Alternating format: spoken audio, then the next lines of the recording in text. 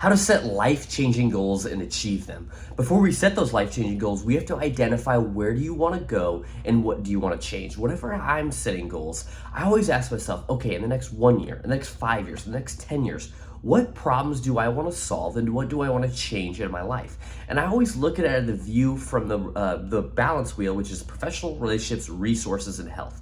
I always look at those 4 areas. And I look at, okay, in the next 1 year, what do I want my health to look like? In the next 5 years, what do I want my health to look like? In the next 10 years, what kind of person do I want to be? What does my health look like? And I look at it in all of those areas. I really visualize what's possible and what does amazing look like. And when I think about what amazing looks like, I think about the values and the type of life that I want to live. So I think about, what does my family want to look like? What does my fun want to look like? What is excellence? Maybe it's just playing the game and enjoying business. What does amazing look like to you? And dig into that stuff. And also you can ask yourself, what are you tired of? Are you tired of being overweight? Are you tired of not being successful in your business? Are you tired of not being on time? That was some of my goals in the past, is I was tired of being out of shape. I was tired of not being on time. I was tired of being behind and procrastinating. So that contributed to setting those life-changing goals for me. So you want to ask yourself, where do you want to go and what do you want to change? Because that leads us to the second piece of breaking those goals down. So you have these big visualizations over 1 year, over 5 years, over 10 years, within those 4 areas. And then now you want to break those goals down. So you could set goals of 10, 5, and 1 years.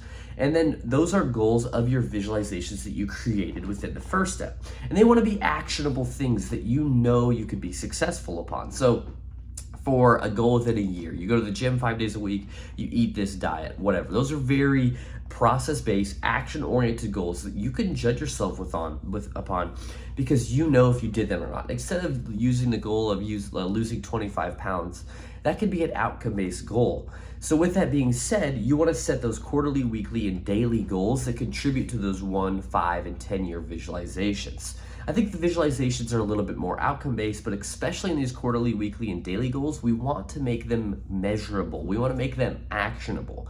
So with the quarterly goals, I usually have an hourly goal, or right now I have my XYZ statement, which says I will do X for Y time period, expecting Z results. So I will do basically this certain email system for the rest of the quarter, expecting at least 1 client. So that XYZ statement sets me up really good to then set weekly goals. How many hours do I want to dedicate to working on that email system? And then I could break down the daily system of how many emails do I want to send within that system. So it breaks down my goals from, I have this 10-year goal where I want this certain coaching business. Okay, well, in the next 1 year, I probably need to set up a client acquisition system. Okay, so that's my 1 year goal. And I have a 1 year XYZ statement, which says I will, for 1 year, do the course on client acquisition, expecting 20 clients.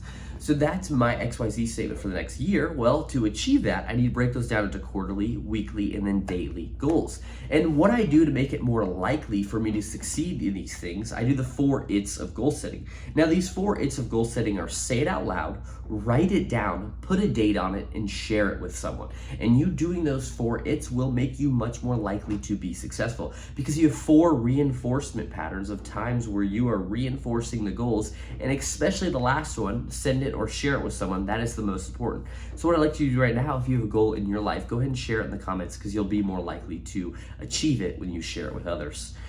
With breaking goals down, you want to make the most out of them. Goals are putting focus on something at the sacrifice of something else to make the most of it. So goals, you are putting your focus on losing 20 pounds at the sacrifice of drinking or of eating out to make the most out of your life. And so that's what I see the function of goals as: putting focus in the delayed gratification to achieve something we want at the sacrifice of something else. And you can make it even more likely to hit your goals by tracking them. Tracking your weight. I can anecdotally say I went from 132 pounds to about 205 now. And one of the easiest ways for me to do it is start tracking it, because I tracked it and be like, okay, I know I need to eat more, or okay, I'm gaining weight too fast and I'm adding on too much fat, so I need to eat a little bit less. So tracking it has been really helpful. I track my weekly hours because I judge myself upon the quality and quantity of the work that I do. So I have a little top 5 leaderboard for myself with how many hours I've worked. I also use sticky notes to track my daily goals. So for you, if you want to lose weight, you could track, go to the gym, follow my diet or whatever. You know what I mean? You just break those down in your sticky note based on the season you're in. So my sticky note is basically all business stuff because that's what I'm in the season of, building my business. You can also use the bullet journal. The bullet journal is basically a little notebook. You put 1 to 3 things on the side. You have all the days of a month and you just put a bullet for every day that you do the thing. Maybe it's go to the gym, maybe it's drinking a gallon of water.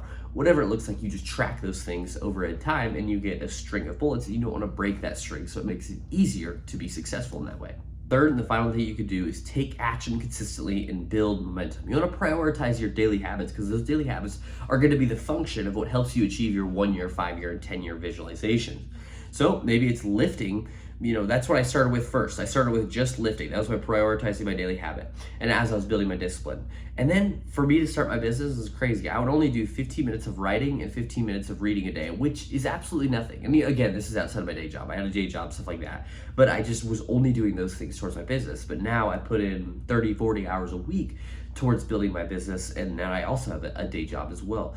So it's like looking at it and understanding it's going to be small steps. It's just prioritizing those habits and scaling them over time. Like I said, I started with 30 minutes a day.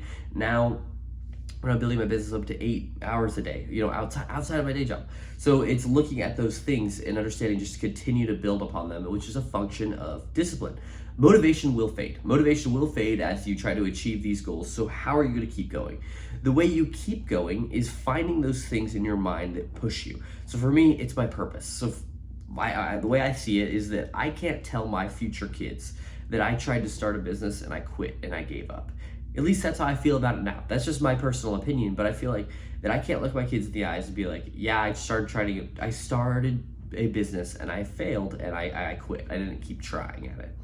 And also, my goal is to help people go from victim to victor mindset, because I really struggled with that in the past, and I ended up in the hospital. In the hospital, I saw this 11-year-old girl, and this 11-year-old girl was having suicidal ideation, and it made me so mad, not at her, but mad at the world. This 11-year-old girl was having these suicidal thoughts, and so that is my purpose. That goes through my head, is doing this stuff for that 11-year-old girl, doing that stuff for those kids. So I continue to go, and that's what keeps me going, and motivation or not, if I put those things in my head, it helps me continue. And the final thing you could do with taking action consistently and building momentum is learn and react.